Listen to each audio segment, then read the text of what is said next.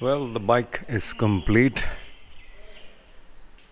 All the mods that I intended on doing ever since I got my hands on the Himalayan, all that I wanted to do to make this a complete motorcycle for me, I have managed to get done with all of them.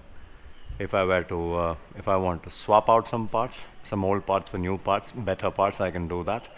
But all that I have on the bike is like the best example or the best parts for what I do, what I need from the motorcycle. Everything is subjective, and I am super duper happy with how the bike has turned out to be. One last thing after the installation of the cam was this was on my head for a long time. I've been doing this for the last 4 years or 5 years.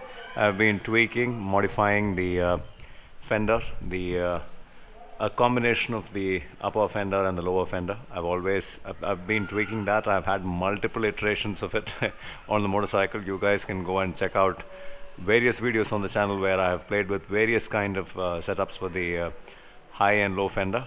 Many a times I've gotten rid of the lower fender. I've only kept the high fender, and then there were times when I included a panel up here in the front, like the new Himalayan, the Himalayan 450, I believe, is another inspiration from what I did. So I shoved in an additional front panel, and through two bolts I held it in place. That took care of the fling that would hit the headlamp, and I also did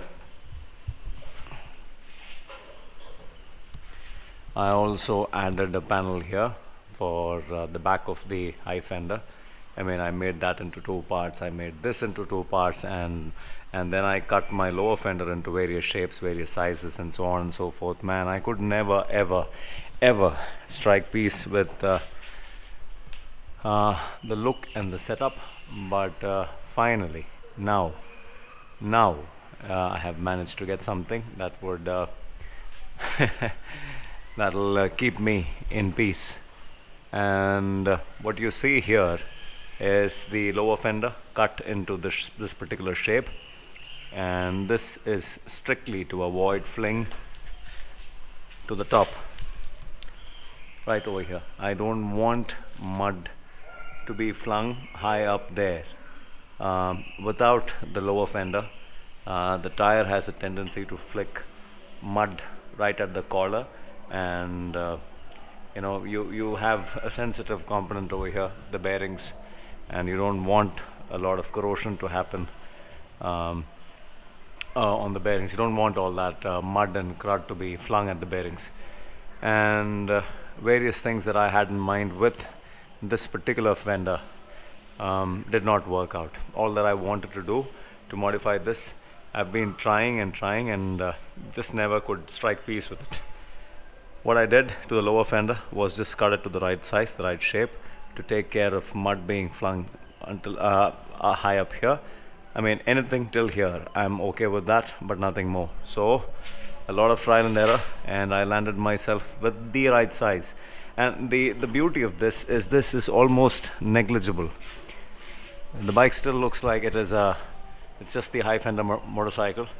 You barely get to see that little tiny part over there, and yet it serves its purpose. It takes care of a lot of nonsense being flung high up, and that was the last thing. All that I did was I took the lower fender, kind of this cutting, modifying plastics. You need some experience. It's not just a Dremel tool and then make a mark and cut it. You also need sufficient experience to make it look neat and look factory like. And so yeah, that's how it is.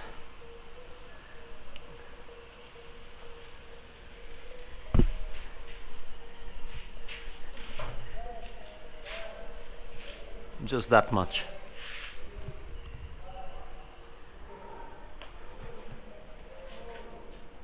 Yeah, hope you guys like the new look. That takes care of the mud, and the rest of it is still the same. I still love the high fender look. Another important thing that I did was to um, reinforce or strengthen the um, fork stabilizer. So this is an integral part of the Himalayan's handling. Why the Himalayan's front feels good is because of this. You take this away and you start riding the Himalayan, you'll find it a lot different. This makes the front end a lot more stable.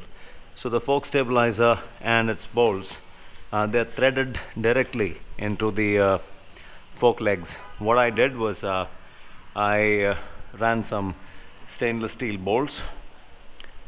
These are stainless steel bolts, and a washer and a locking nut, threaded locking nut, so the nylon nut.